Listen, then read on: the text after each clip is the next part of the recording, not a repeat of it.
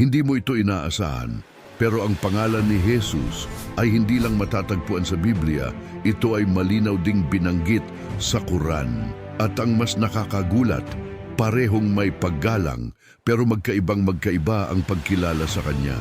Kaya ang tanong, sino ba talaga si Jesus ayon sa Quran? At bakit parang magkapareho, pero magkaiba ang paniniwala ng Kristiyano at Muslim? Bago natin simulan, kung gusto mo ng ganitong klasing malalalim at nakakagising na kwento mula sa Biblia at kasaysayan, mag-subscribe ka muna sa Holy Tales TV dahil dito, hindi lang tayo nagkukwento, binubuksan natin ang mga lihim na matagal nang nakatago.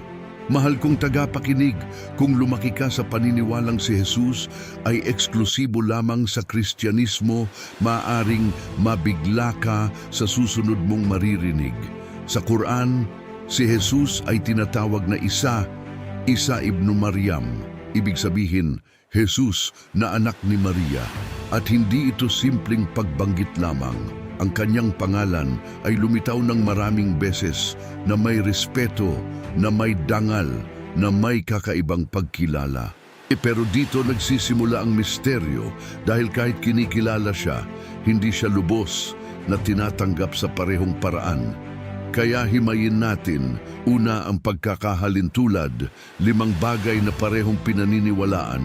Una, parehong kinikilala na si Jesus ay ipinanganak sa isang himala. Sa Biblia, si Maria ay nagdalang tao sa pamamagitan ng Espiritu Santo. Sa Quran, si Maryam ay pinili at ipinanganak si Isa ng walang ama. Isipin mo yon, 2 aklat, iisang himala. Pangalawa, parehong kinikilala na si Jesus ay Mesyas sa Kristyanismo. Siya ang tagapagligtas.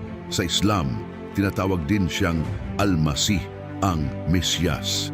Ibig sabihin, parehong may bigat ang kanyang papel sa 2 pananampalataya. Pangatlo, parehong kinikilala na si Jesus ay gumawa ng mga himala, pagpapagaling at pagbibigay buhay sa pahintulot ng Diyos. Pangapat, parehong kinikilala na si Jesus ay malinis sa kasalanan. Sa Kristyanismo, siya ay banal at walang kapintasan. Sa Islam, siya ay isa sa pinakadakilang propeta at dalisay. Ang ganitong pagkilala ay bihira at nagpapakita kung gaano siya kaiba sa lahat. Panglima, parehong naniniwala na si Jesus ay babalik, isang pagbabalik na hinihintay ng mundo. Ngayon, dito na tayo sa mas mabigat na bahagi, ang pagkakaiba. Una, si Jesus ba ay Diyos sa Kristyanismo? Oo, siya ang anak ng Diyos, Diyos na nagkatawang tao. Sa Quran, hindi. Siya ay isang propeta lamang.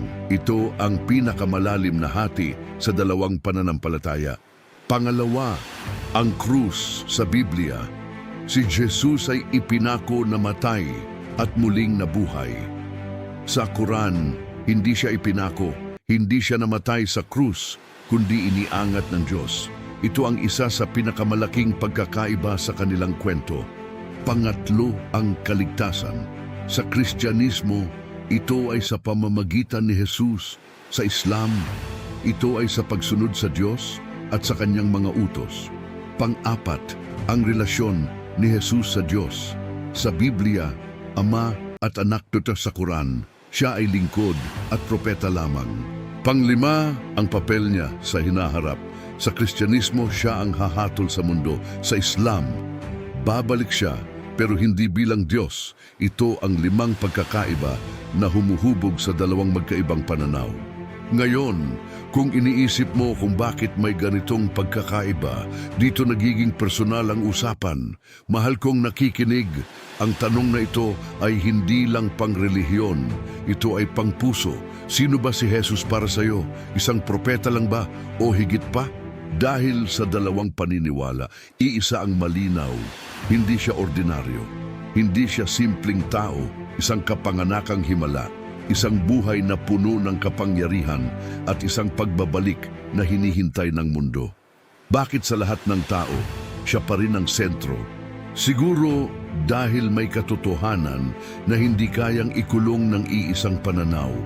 Siguro dahil ang kwento niya ay mas malalim kaysa sa kaya nating unawain.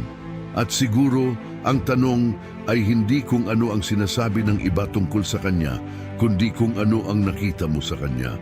Kapag narinig mo ang pangalan niya, ano ang paniniwalaan mo?